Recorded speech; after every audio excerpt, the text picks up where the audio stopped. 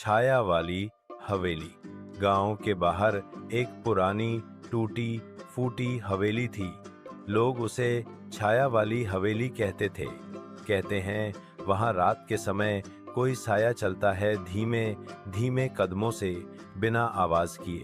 कोई भी उस हवेली के पास नहीं जाता, खासकर रात के समय। पर एक दिन गांव के 3 दोस्त रोहित, नीलम और अयान ने तय किया कि वे उस हवेली में एक रात बिताकर रहस्य का पता लगाएंगे।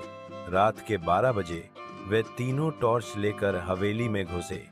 दरवाजा खुद चर्र की आवाज के साथ खुल गया।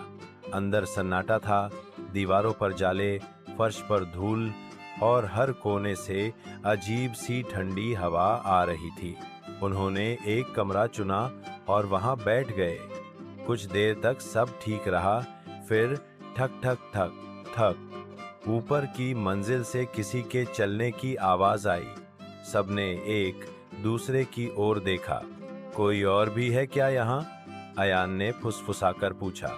हम तीनों के अलावा कोई नहीं, नीलम ने कहा।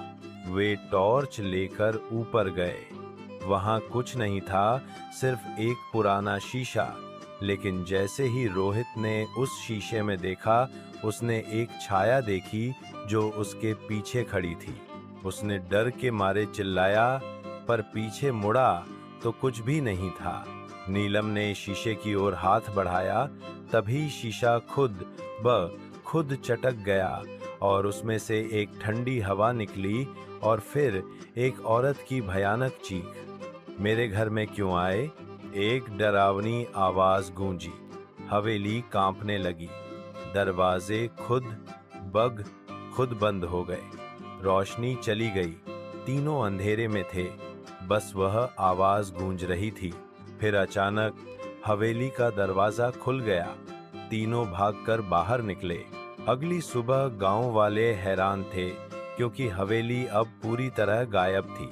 वहां बस एक खाली मैदान था और बीच में एक पुराना टूटा शीशा जिस पर खून से लिखा था, मैं अब आजाद हूँ।